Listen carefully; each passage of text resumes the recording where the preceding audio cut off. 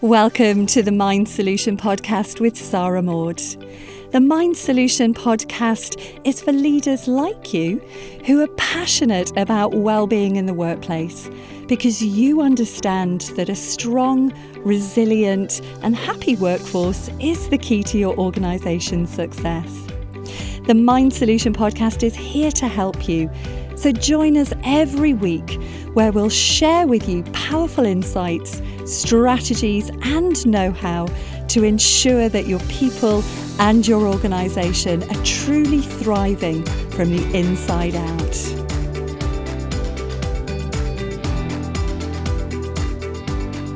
Hello and welcome to another episode of the Mind Solution Podcast, or you might also be watching this on video. And if you are, you will put names to faces.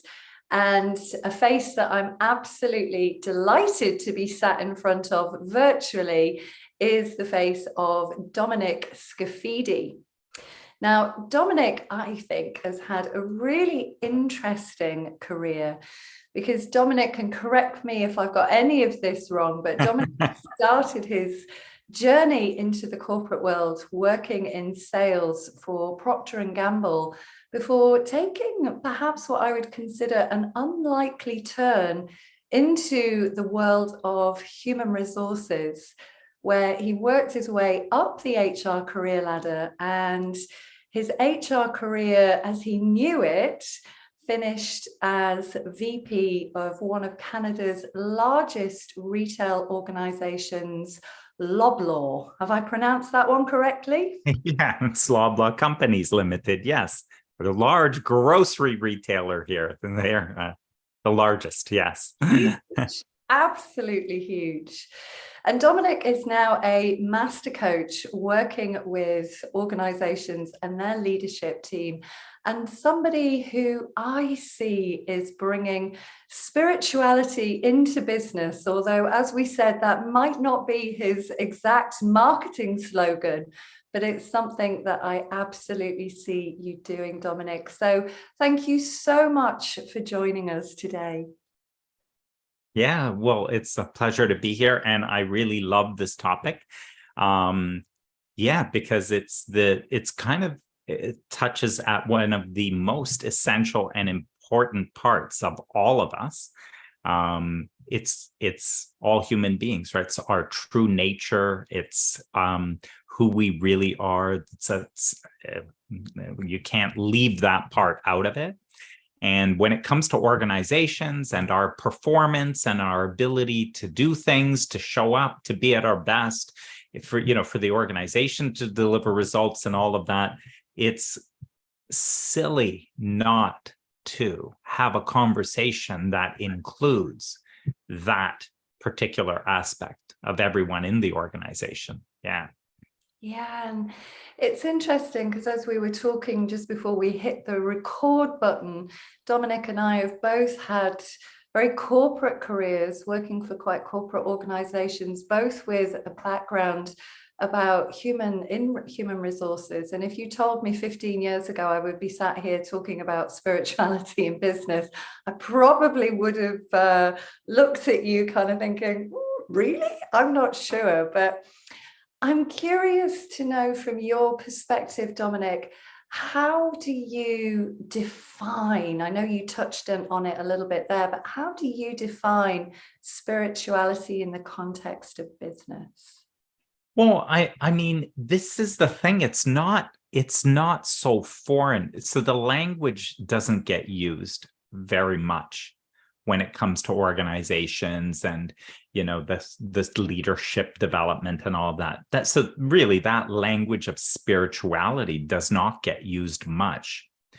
But when you look at what we're talking about, it's all over business. It's like everywhere, right? They talk about these invisible things, right? And they have these meetings and they talk about them like these market forces that are happening.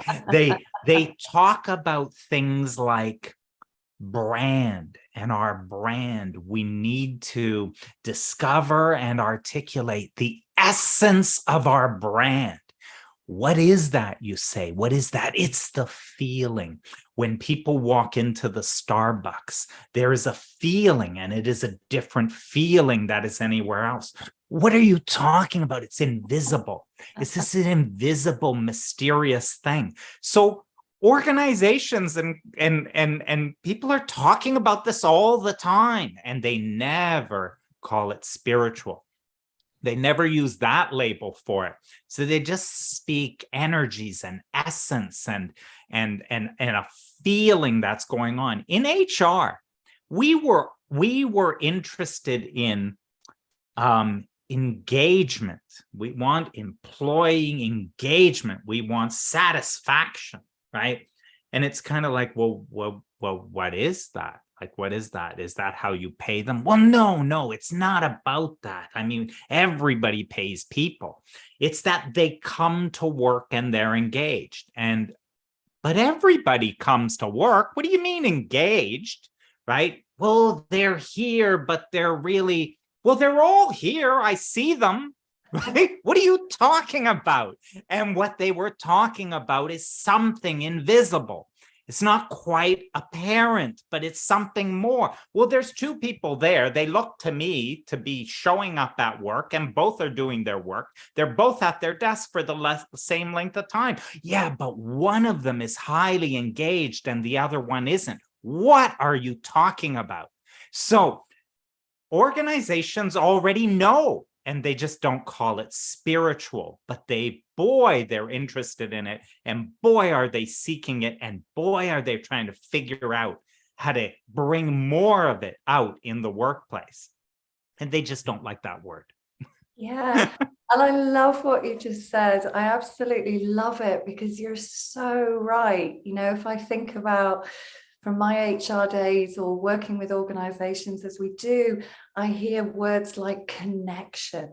We've got to create a connection with our customers or a connection with our people. You know, it's like we talk about culture, and it's like the vibe around yes, right. And, you know, winning hearts and minds. And it's like, right. Okay, this is interesting. Or self-awareness, creating conscious leaders. But yeah, there isn't that connection between spirituality and the language that they're actually using. So it's why I'm so excited to be having this conversation, to shine a light on that. Yeah. And from my perspective, it feels like the conversation about spirituality in business is so needed. And as you say, they are kind of having these conversations. They're maybe not joining the dots, but I'd love to get your take, Dominic, on why you feel now is the time more than ever that we need to start talking about spirituality in business. Yeah, it was always the time, right? So it was always the time, because this is the greatest part, the biggest, largest part of every human being in the organization is this, right? In other words, a physical body shows up to the office every day, right? That's useful, right? Now you get a physical body in there, right? And then there's also a psychological being that shows up to the office as well. So that physical body happens to have all this thinking and you could say certain patterns of thought and all of that.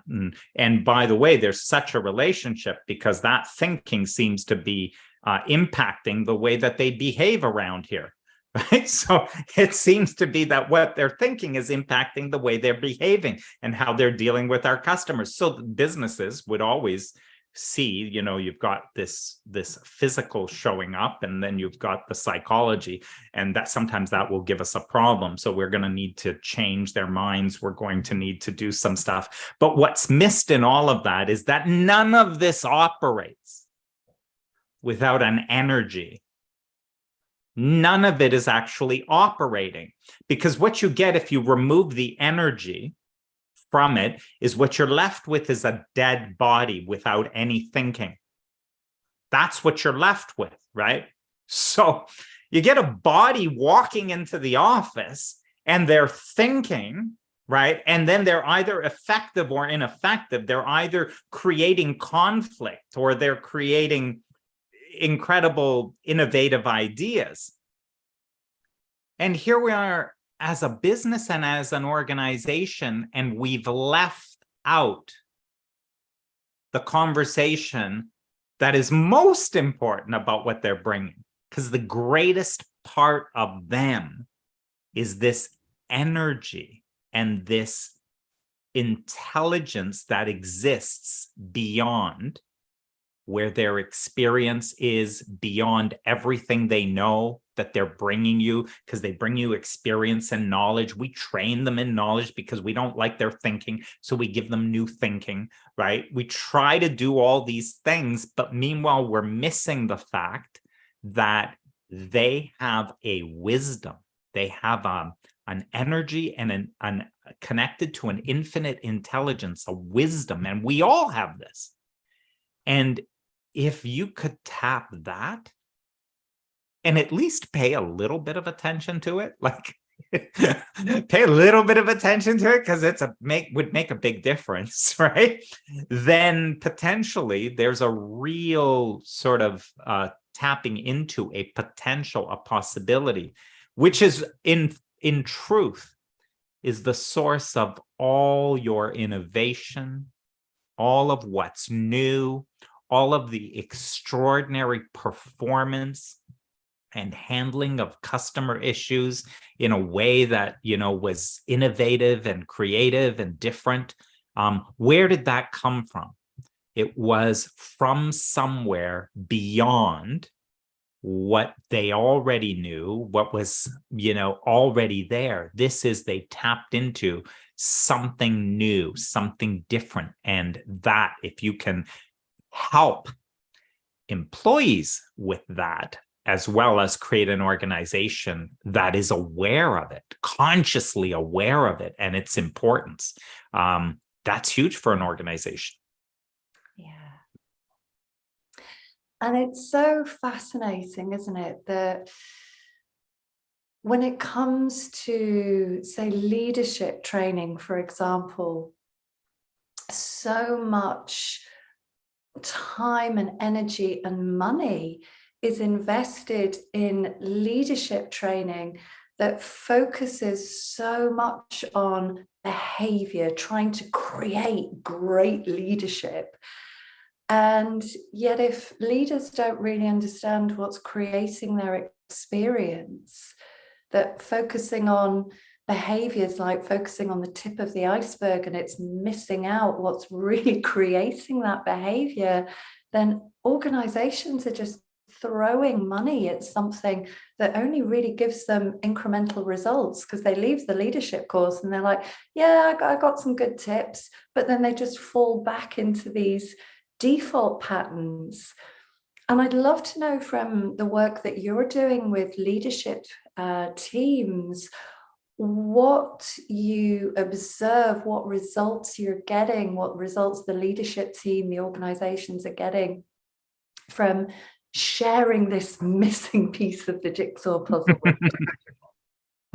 My way of working in organizations is as a coach. I'm a professional coach. I'm a master certified coach with the International Coaching Federation. So I'm strongly grounded in the distinction that is coaching. And that's by choice. By choice, I'm grounded in the distinction that is coaching. So all of my work in organizations is as a coach. So I'm not in an organization to share things, and I'm not in an organization to, advise them on things. The reason I've chosen coaching as a profession is it became clear to me that words don't teach. Words don't teach. And so only your own life experience can teach you anything. Only what your life proves to you, what your life is showing you. So if anything we're talking about is actually true, then we don't need to teach it. We simply need to engage with it when we are engaged with every bit of work we're doing with organizations. If it's true, it's there, whether they are aware of it or not. And so we can simply begin engaging with what we know is there and is present. Just because an organization or a leader says, oh yeah, we don't want to talk about that stuff, or they may be completely blind to it being there. Well, I don't have to be blind when someone is blind. I can see what I see anyway, and I can begin engaging with it. And from my engagement with it, they begin to see it as well. So practical. Well, first of all, it's so funny because in organizations, once they run out of they try everything first, right? So leadership development, we know what they need, and what they need, leadership development, they need to be more strategic. They need to be more servant leadership. That's what they need. Like, so all this stuff. Well, what does that mean? Well, let's look for a book or something. So somebody wrote something, like, let's get that. Okay, good. Someone actually figured this out, so we can now train it, right? But so it's now being trained at the physical, which is a behavioral level, right? So we want their bodies in here in the office, and we want the bodies moving in a particular way, right? Oh my God, this is going to be really hard if we're going to try and do this, right? This is what's ridiculous about the approach, right? So we want behaviors. So by the way, let's study competencies, because competencies are behaviors that we can see these leaders doing. Like, we want leaders who speak last. We want leaders who do not interrupt in the meeting, and what they do is they listen, and they listen completely, and then they speak last. So can we get these bodies into these meetings and then get them to do what we say? And we know, we've studied it, and these competencies are what leadership competencies are. So see how ridiculous it sounds when you look at what we're actually trying to do, what people are actually. And we're going to measure you on these competencies. Yes. Your pay increase is going to depend on you behaving totally. in a particular way. Oh yeah.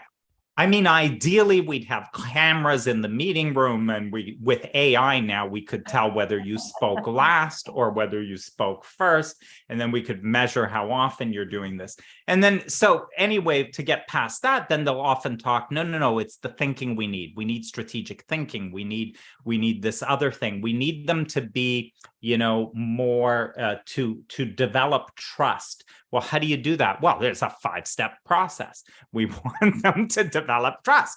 First, you connect with the person, ask them something personal, and then, act interested in it. And then, so we train in all kinds of ways, right? So we need to get them to think in a particular way so that we can.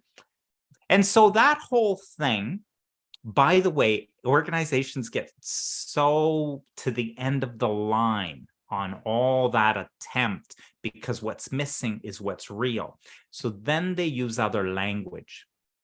A lot of my coaching, when it comes to individuals, they go, they need leadership presence. That's the coaching. What the coaching needs to be about is leadership presence, because they just ran out of everything in the competency. They ran out of buzzwords. They ran out. Like they knew. They tried already to give the behavior changes, and then they tried already to do the proper ways of thinking, right? Those got the thinking and behaving, and the person is still ineffective, and no one listened to them, and they have zero influence in the organization. And now they don't know what it is. And so what's missing is presence. So can you coach on leadership presence? Now you can see how they're starting to touch on the spiritual nature of this human being, right? So in coaching, it shows up in some of that kind of thing. When I work with teams, when I work with teams, you walk into the room and you say, have you ever walked into your team meetings and felt dread? Have you ever walked into the team? Have you ever sensed in the middle of your team meeting, as the team meeting has happened, have you ever felt like, uh-oh, this isn't going to go well? Right? Like, what is that? Are you psychic? Are you psychic? No, you're not psychic. There is an energy in this room. Are you paying any attention to it? There's an energy in this room. You're only paying attention to the speaking that's going on. You're only paying attention to who's sitting in the room, but you're not noticing something else is in this room. And what that is something that seems to be connecting these people. It's the most important thing that's going on. And if you were to pay attention to it, you would know that you can shut down this meeting right now because nothing productive will come of it. Or you can do something about the energy in this room, because it is possible to do something about the energy in this room. And suddenly you can make the next 2 hours highly productive. Anyone interested in that? Does anyone know what I'm talking about? Right? Everyone knows what I'm talking about. This is not a mystery to anyone. They just don't know where to look, but they know that it's there. They don't know where to look because what we're pointing to is not physically visible. It's not, you can't hear it. You can't physically see it in the behaviors, although it manifests in every behavior and the words out of everyone's mouth. So it is expressing physically, visibly, which certainly gets your attention. But the part that's actually operating all of this in the background is something invisible and no one is noticing. But when you notice that and you actually can do something about it, that's very useful. That does make a big difference.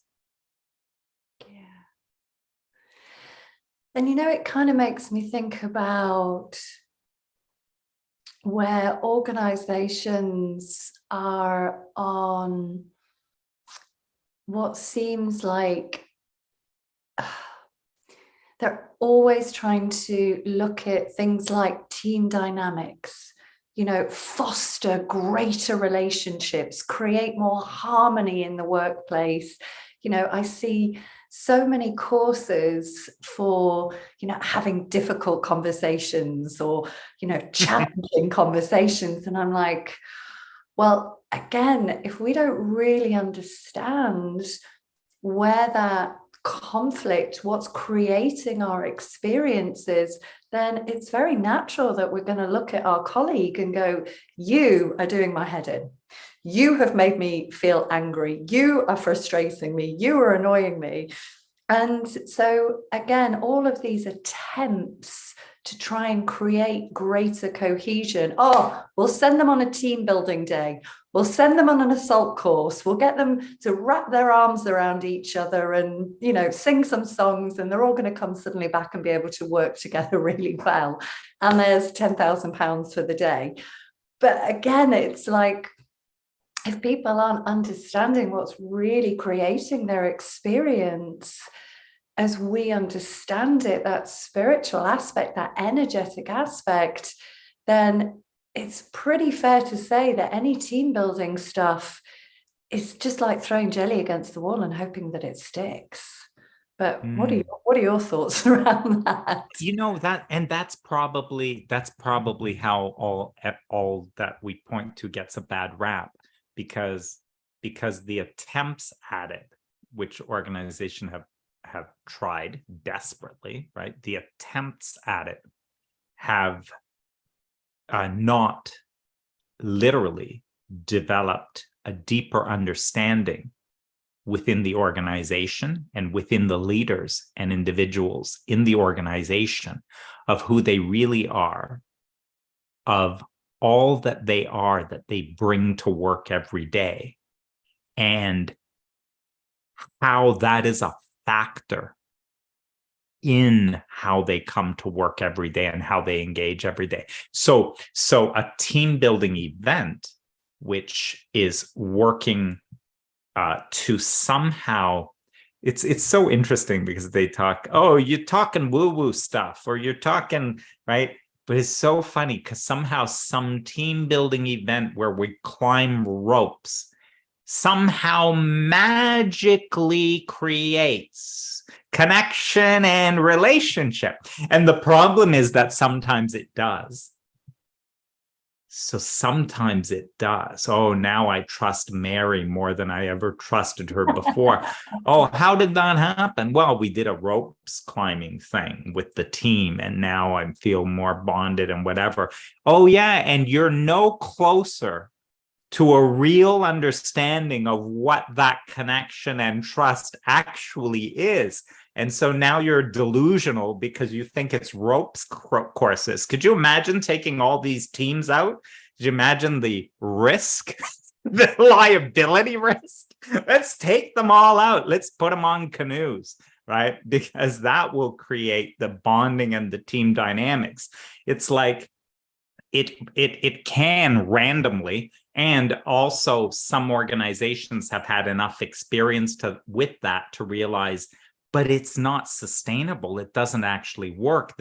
Many of them revert back to where they've always been. And that's, yes, because there's no deeper understanding in anyone. It was accidental.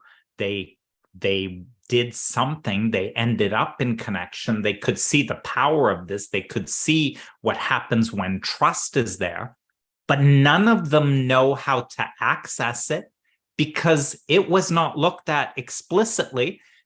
It was never discerned what actually happened. And so if it's not discerned, you don't have any access to it, and neither do your leaders. And so once they leave this team and go to another team, the best they can do is another canoe trip. What else are they going to do? And they know that worked, and they certainly don't know. Mary overboard because she's annoyed you. So this is why what we're doing is important. But the thing about that is this is the work of us as coaches and people who are in support of these organizations and these leaders. So the most important thing is we have to see it, which means, unfortunately, you got to do it yourself. Like, you got to do your own work. You got to do your own introspection, because unless you have the seeing and the understanding of who you are, then you can't see that. You can't see it in anybody else. Once you realize who you are, once you see all that you are, you now have an understanding of who we all are. That's what's so powerful. And that's the same thing that happens with leaders in the organization. What's the value of this direction? Is as they come to understand more of who they really are, as they come to see all that they really are, they personally become far more effective in their results, outcomes, all of that. But the big bonus is, in their understanding of who they really are, they come to realize who everyone in the organization really is, from the new starting person at the level of the organization that is the simplest task, all the way up to the most senior executive with the greatest responsibility. The leaders can now know who everyone is. So who everyone is at core, and what is true for every human being in that organization. If you have an organization of human beings, to understand something about what a human being is at core could be useful. could be useful in your ability to organize and to enroll and to align human beings into greater purposes, right? It could be useful, right? But you must understand that for yourself, because it is not true of them and not of you. And you don't need to worry about them. Just look at you. As you come to realize it for yourself, you will know what is true for every human being on the planet. One of the side benefits, by the way, of some of this work in organizations is the amount, it's the most satisfying part. Okay, first of all, to stay in business, I have to deliver real results. So these leaders have to actually increase sales. They actually have to do stuff. Otherwise, I'd be out of business, right? But what's really satisfying, I was coaching this leader. It was a CFO. The problem is so very effective, huge contribution to the organization, and so much damage everywhere he went. Just like a bomb going off everywhere, right? Every meeting was an explosion.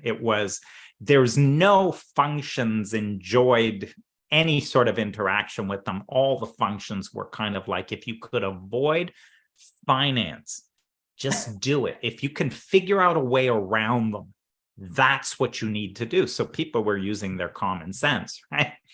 Say I'm coaching them and we're talking about, we're not that far in. We're only a month or 6 weeks in.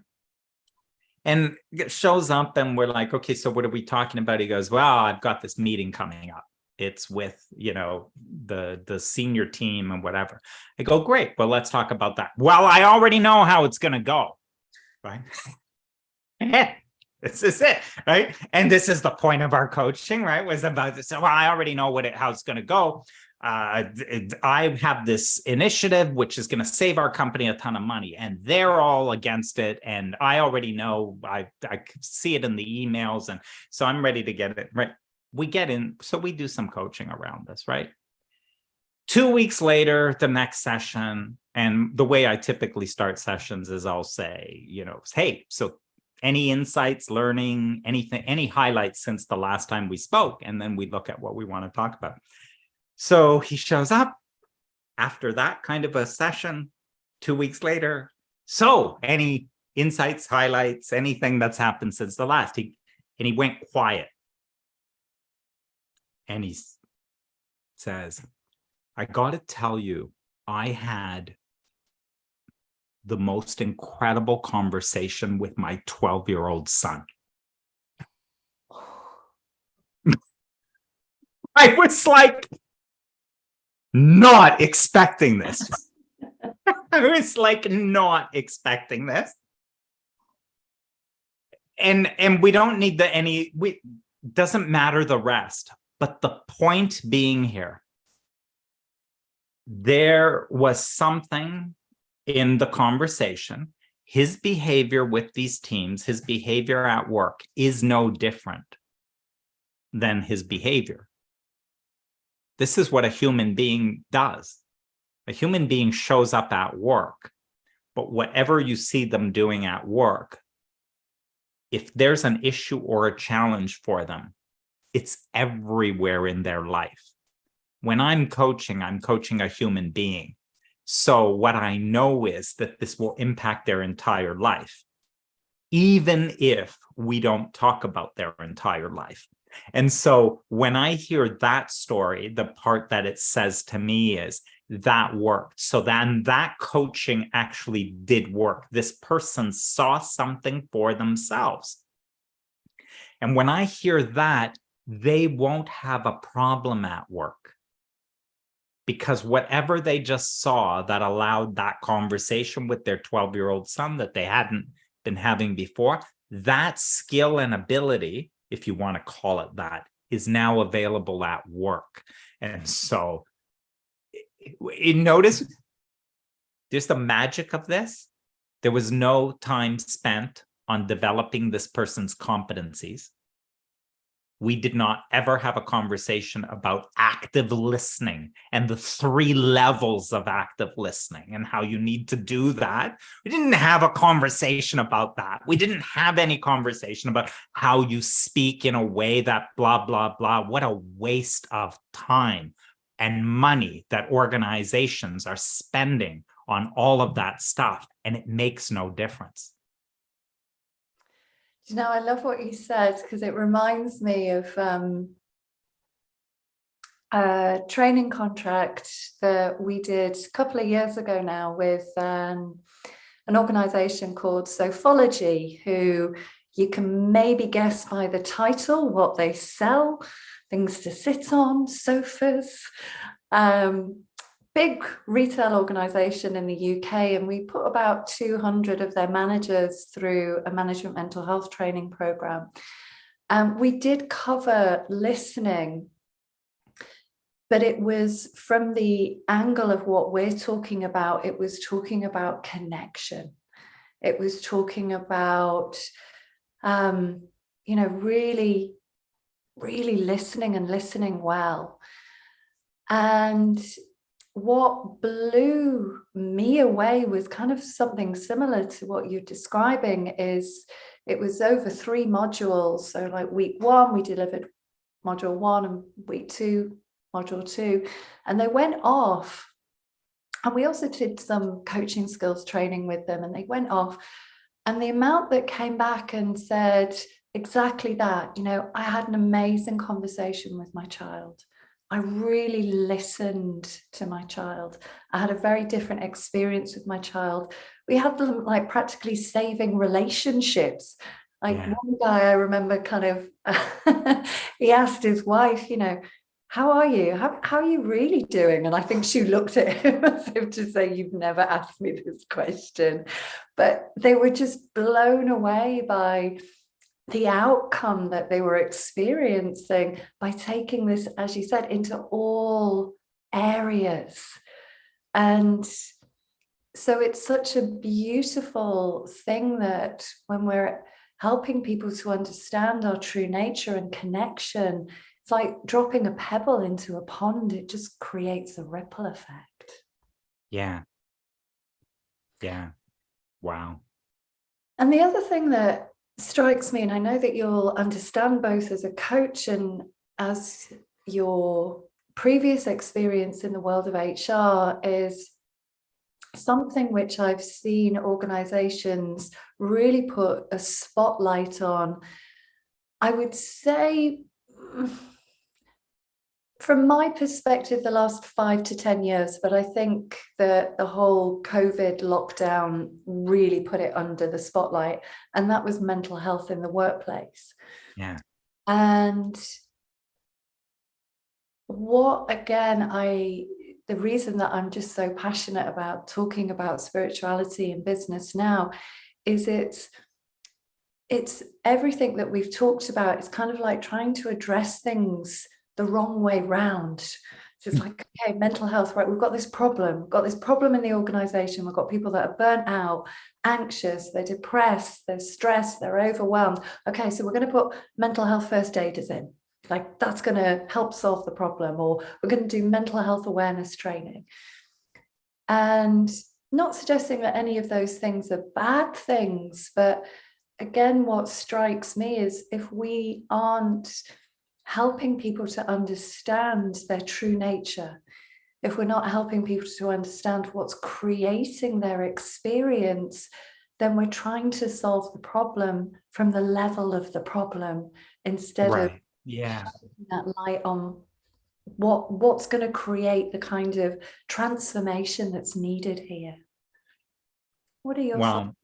Well, what you just said so important, because see, where we're pointing is it's hard it's hard to get the part that we're pointing to a non-doing ultimately, because there's enough today of an understanding of certain things. Like, I know that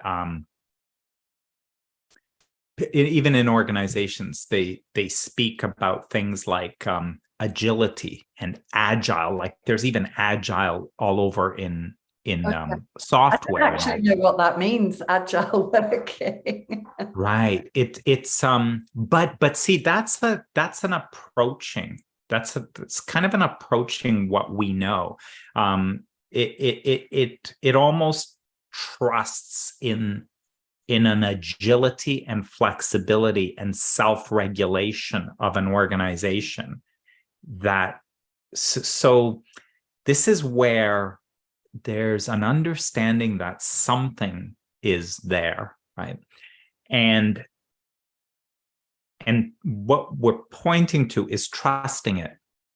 It's like a pointing to trusting that there's something working in the background, and it's highly intelligent. It's an infinite intelligence, and it's guiding, and it is inspiring. It is inspiring movement and action in every person, and ultimately in organizations too. And our trouble is that we're pointing to how you best align with that, how you best almost let go into that is more of a non-doing than a doing. So take mental health, for example. If this is true, we don't need to say whether it is or isn't.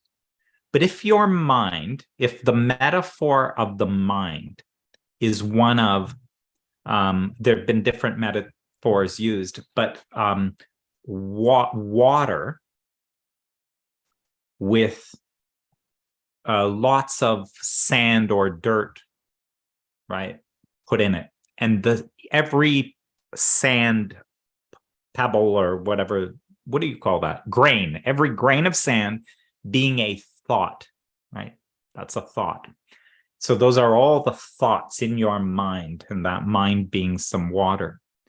Well, if the mind were very muddy and unclear, your ability to do anything, to know how to respond to this customer, to know what you're doing because you're about to miss a deadline. So what should you do now?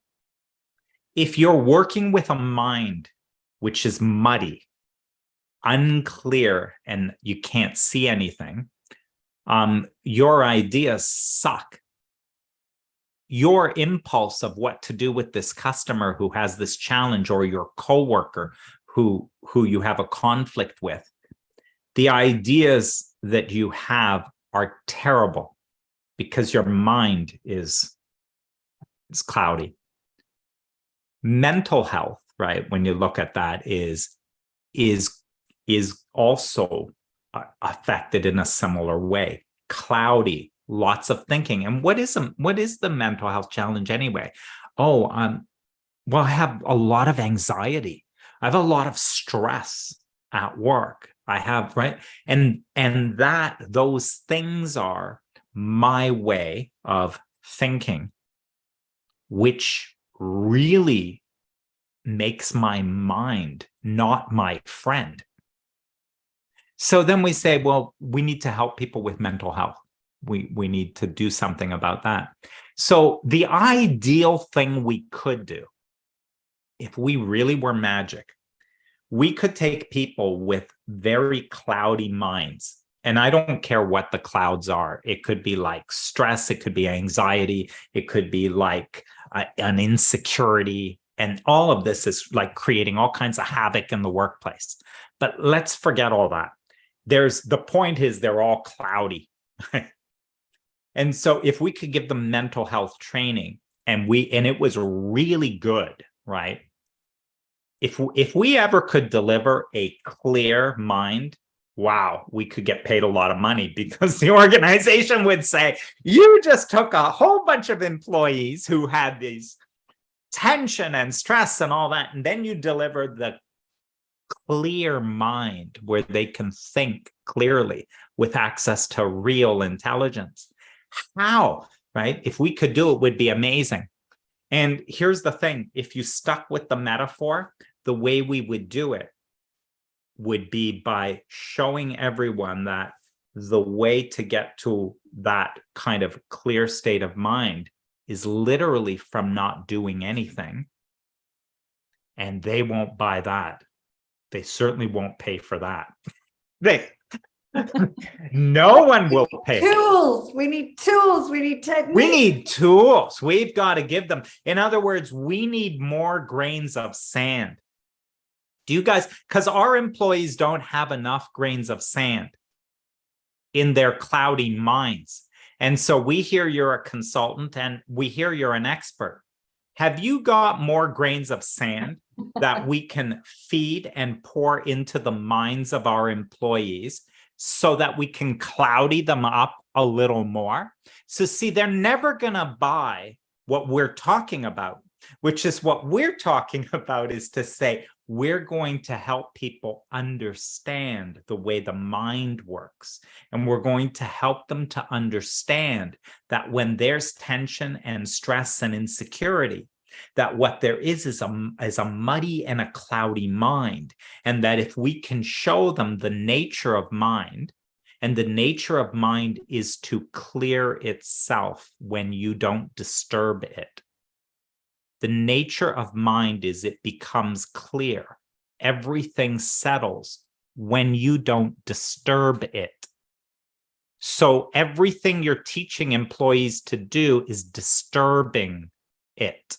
It is a disturbance. It is a further grain of sand with more movement in it. You're not helping. What's really required is an understanding of mind and a true understanding of what our mind is and what the nature of our mind is. From that understanding, you do not need to teach employees what to do. Once they understand how that works, they can allow it to clear, or they can know when it's muddy and they don't do stupid things. So once they know that it's muddy, they also know that they're impaired, let's say. And so you don't speak up in a meeting and you don't say things in a meeting from a muddy mind, because that causes all kinds of damage and it causes all kinds of repercussions. And so things like that are kind of like where the direction that we would go in working with an organization. Yeah.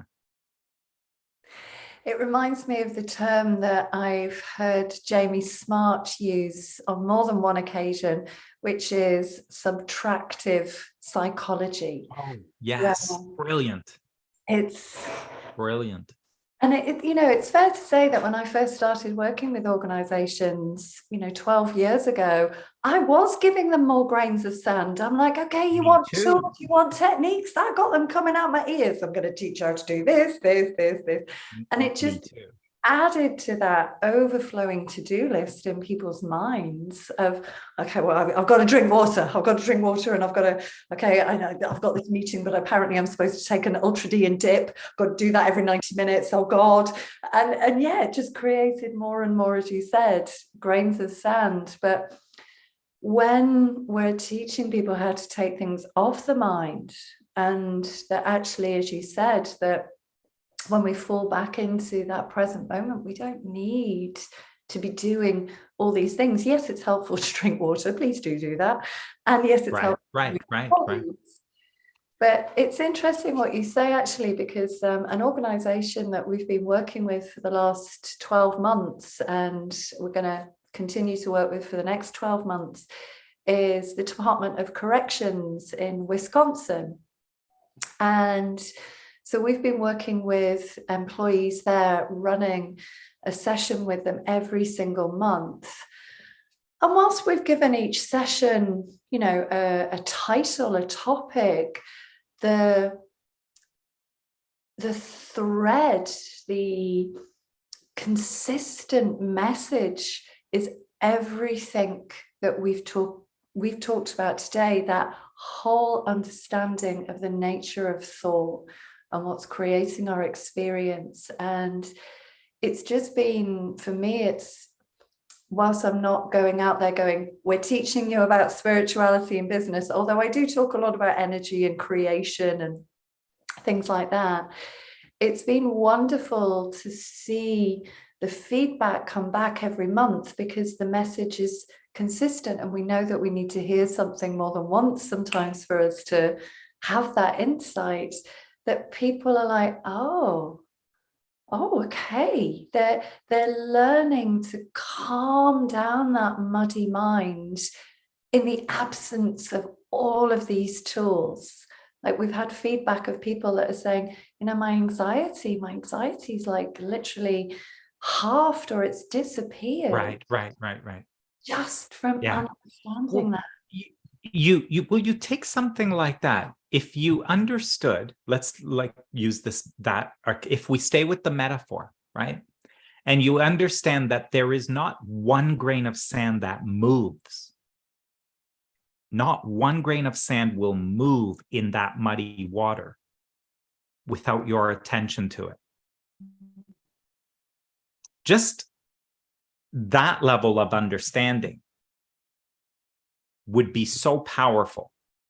Oh, and Sarah, sorry, I think our recording is, can you still see? Oh, there, you're back. Sorry, it went glitchy. I thought we were just having a really connected moment there.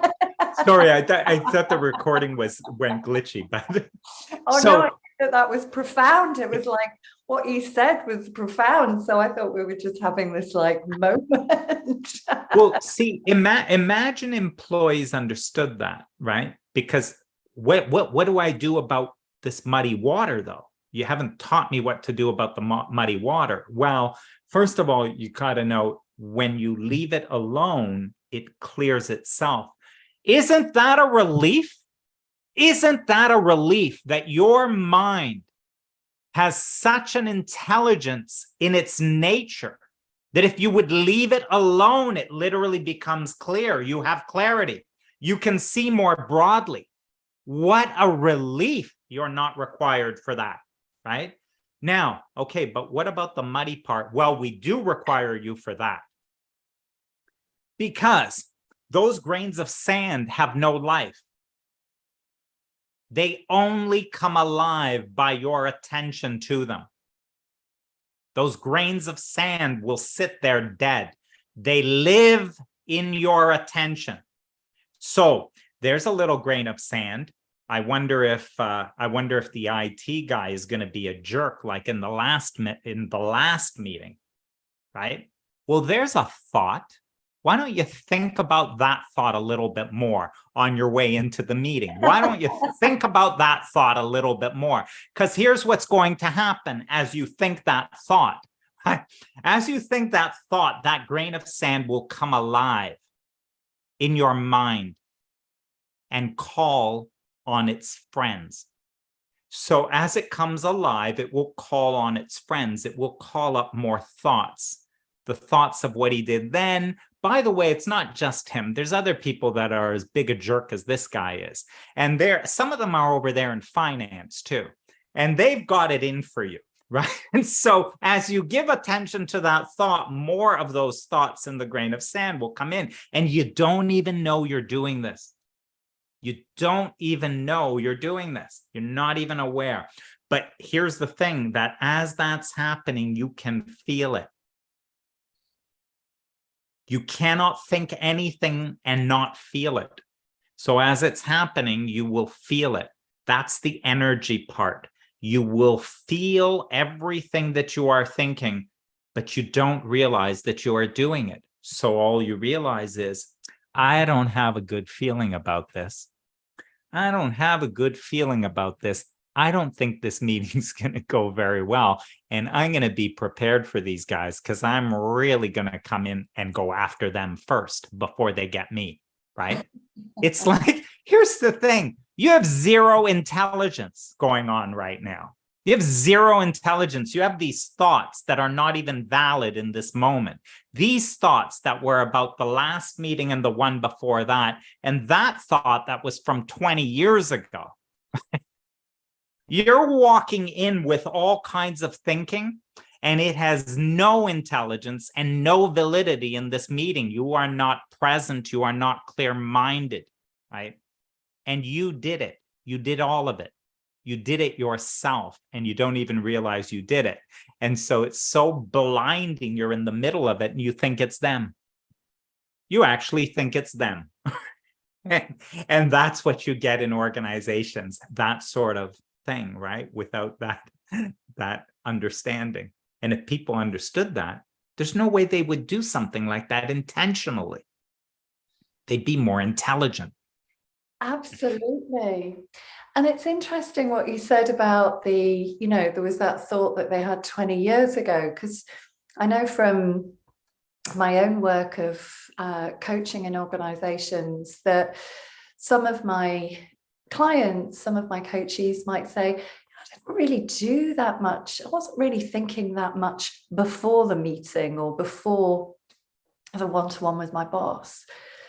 And it's helping them to understand, well, apart from the fact that you've got about 60 to 70,000 thoughts a day, which I'm kind of guessing you're not aware of every single one as it goes through, but it's what we're creating from that energy of creation is the totality of all of our experiences. It's not just about, as you said, the guy in IT, but it's where the mind's gathering data and going, yeah, but do you remember that thing, Sara, that thing that happened in the last organization? Yeah, let's add that to the pot. Let's get all of the data before you go in there. Yeah. And that's so funny because it's all done automatically and brilliantly. It's just with perfection, right? If you think that thought has a feeling, and it will collect and bring to it more thoughts of that feeling. And so it does this automatically, which is so useful when it's useful and so destructive when it's destructive.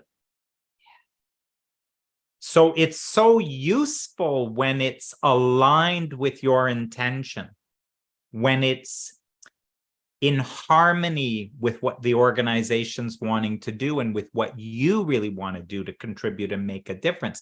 So useful, because that this is where it will bring you wise thinking. Lots of wisdom and new ideas will come.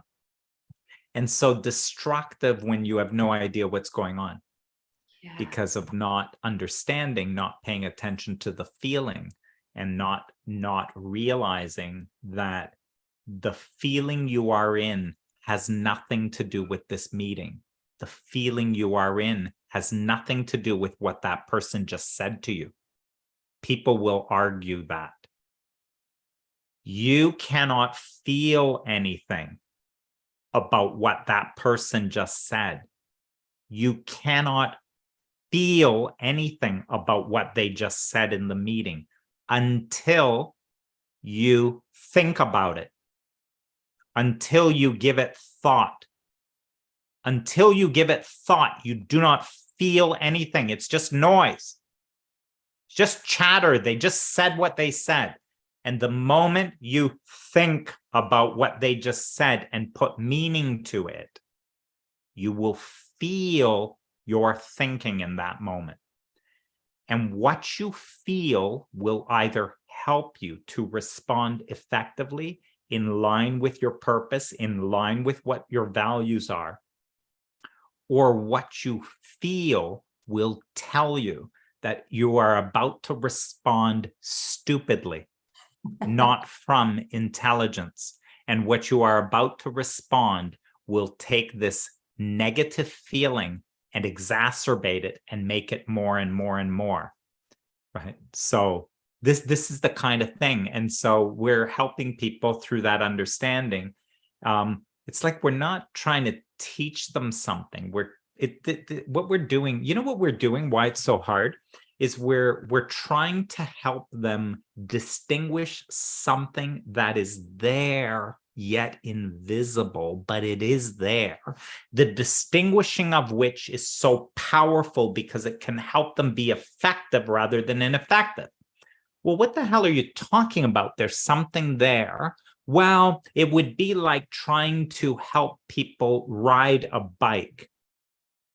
It's impossible, except there's something there that if you could distinguish it, it will make you, you will become a person who can do the impossible.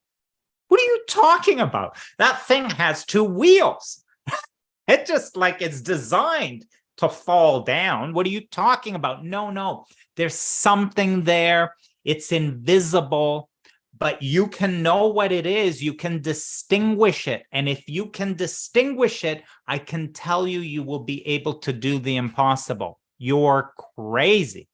You're crazy to be talking about these invisible things.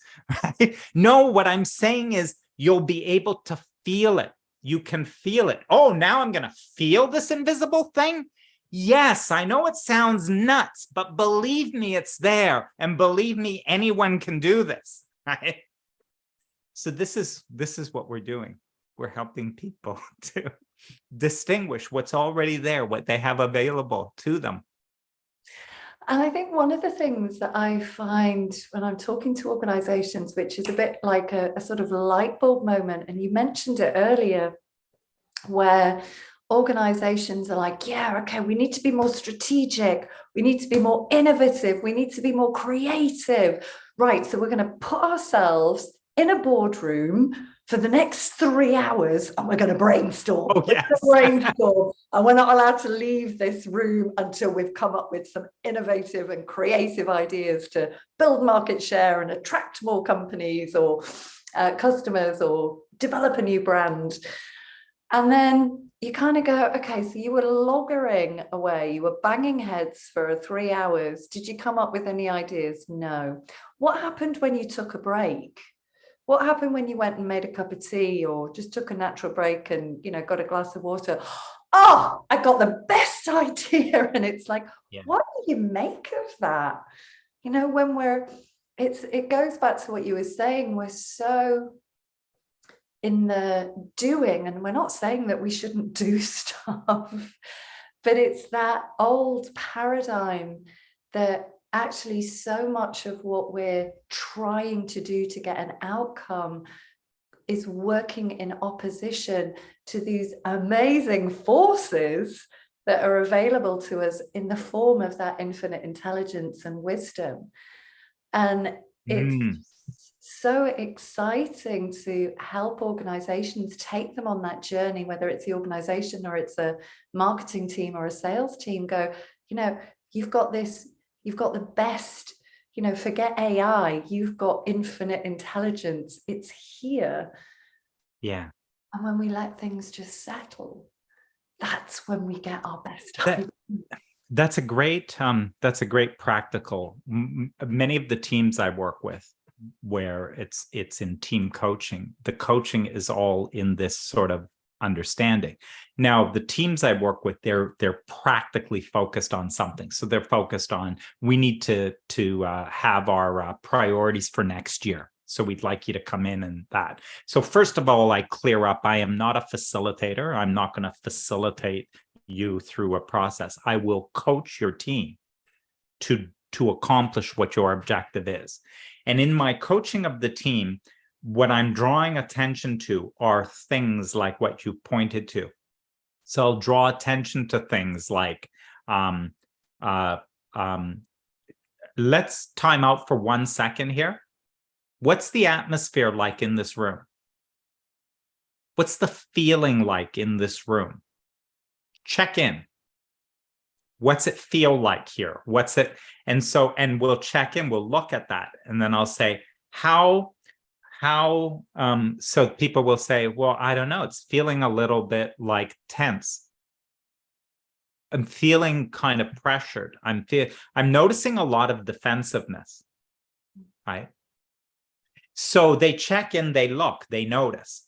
And then I'll ask the question. I said, if we continue this conversation, what ideas, what do you think the quality of the ideas and the quality of the collaboration are going to be?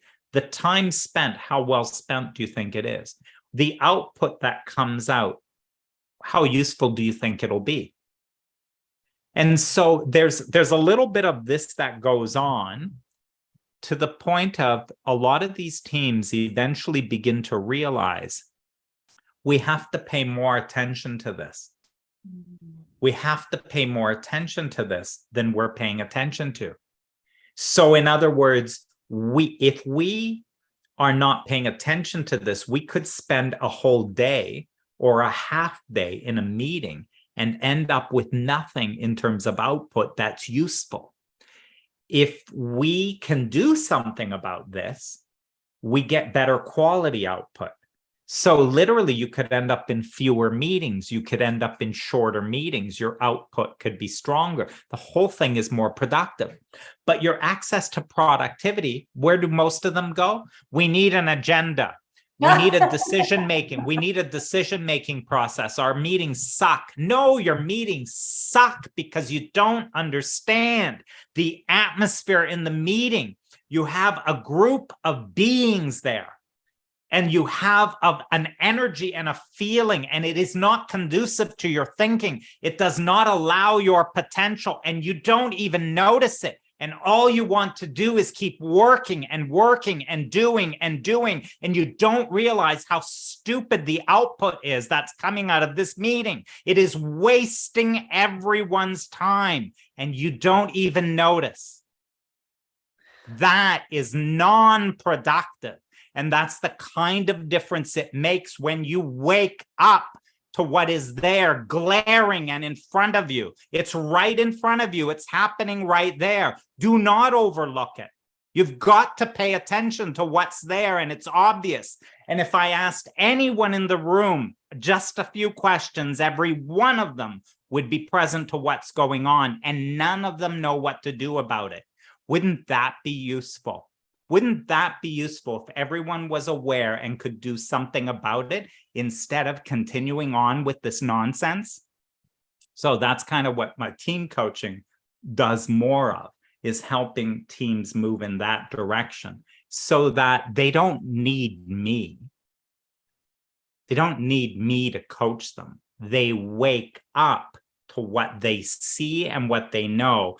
And I don't even train them. I don't even train them in what to do, because once they see what's going on, everyone knows it's common sense to know what to do.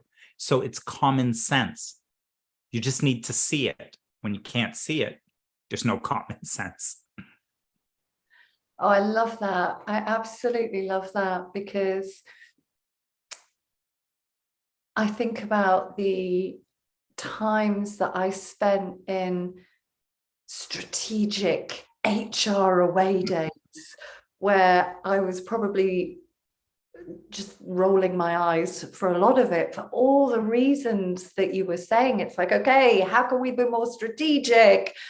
And we've got the agenda, and we're doing this, and we're going to do a bit of team building, and we're going to do, and it's just like, and actually what I also love about what you said, Dominic, is one of the things that I hear from employees and leaders is how much of their time is sucked, especially in this new hybrid working world or working from home. They're just on meeting to meeting to meeting. And the vast majority of people come out of the meeting and they're like, I don't even know why we had the meeting. Like, there was no clarity what we were trying to achieve. People were like fatigued. They haven't even got their camera on because everybody's just like, can't be doing with this, can't be doing with this.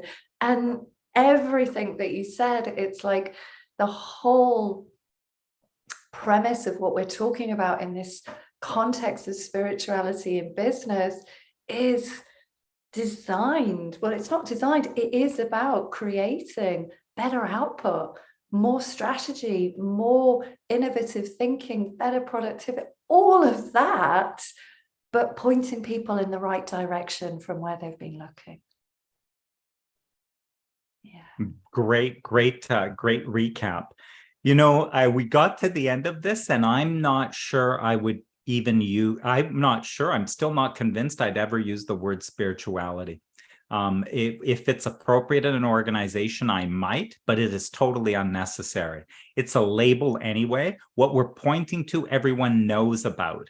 And I'll continue to look for more and more ways of pointing to it. But unless I'll ask them what it is.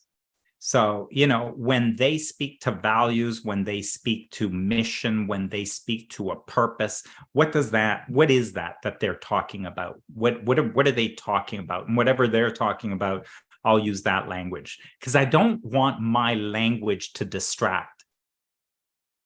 Because what I'm pointing to is what they know. What I'm pointing to is in their experience. And when I use a label that works for me, I don't want it distracting them. And so that's why I rarely with teams, because rarely have I had a team that speaks in that language. So I never speak in that language. I just ask them. I point to something and I ask them, what do you call that? Right? And they'll say something like, the vibe is low in this room. They'll just use whatever language, and I'll ask them, okay, well, if that's what you want to call it, does everyone understand what that means? And they all nod their heads. Oh yeah, I get what that means. Okay, good. Well, then let's talk about that. And so, what about the vibe in the room? How many people are noticing it? What's like? So I'll just kind of like use their own language. So. Oh, absolutely. And it kind of goes back to where we started, really, that organizations are already using this language like creation, innovation, vibe, connection. Yes. I think I've seen HR people now call themselves chief heart officers. Oh, nice. That's a new one. Nice. So they're already using this language. They're just not necessarily using it in the context of spirituality. I just chose to call it spirituality in business because I knew that would get people's attention, because they'd be like, it will. What's she doing? I love it. Yeah. No, I love it. It's going to be, it definitely will get attention. And I think that's excellent. And then they'll realize that they know what we're pointing to. They've been doing it for a while, and they've known there's something there. And that's what we want to work with them on, is that part that they know that's been hard to get at. It's kind of, I think the thing about you and I is it's, and this may be hard for some to accept, but we've come to the understanding that's the only thing worth talking about. And I know that even as I said that, people will listen on this and they'll say, oh my God, he's so naive. It's like, he's so naive. He's so naive to think that this is the only thing worth talking about. And what I'm saying is, it's the only thing worth talking about. Because everything else that they talk about, when it comes to competencies and when it comes to all that other stuff that they talk about, is after the fact. It is created. All of that stuff is creation and manifestation of what we're talking about.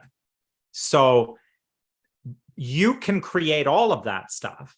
By the way, it's good. It's useful. It kind of can align people and be clear about what they're saying. But you don't need, here's what I'm clear about. You don't need me to talk about that. Like, you don't need me to help you with that. That's not the thing that I can help you with. So you can do that yourself. But what I can help you is the only thing worth talking about. And once you get that, then you don't need me. So once you get that, once you see that part of connection, you won't need me. And that's sort of my purpose as a coach. Is it's interesting, because recently what I've been saying to people in my personal, my individual one-to-one coaching with executives, how they all do like a coach interview. They usually talk to several and then they pick one. So in my coach interviews recently, I said, because it's become clear to me, I say, well, we're going to work together for 6 months. And I have only one purpose. Like, I'm interested in your objective and what you want to do. And obviously that part is important. But I have only one purpose in this coaching that we have together. And that is to introduce you to your real coach. So throughout our entire coaching, I will be continually introducing you to your real coach. And your real coach is with you 24/7. And your real coach is far more intelligent than I am. And your real coach knows precisely how to guide you in all of these. So you and I can work together. We will look at what your challenges are, but rather than me partnering with you to solve your challenges, what I'm going to do is be looking to your real coach. And through that, the value to you is, as I know the real coach is there, and we're going to look to the real coach to see the guidance that's being provided to you. By the time the 6 months are up, what you're going to realize is, what do I need this guy for? I have a real coach, and my coach is 24/7. This guy I only talk to twice a month. He's not even there when I actually need him in the meetings.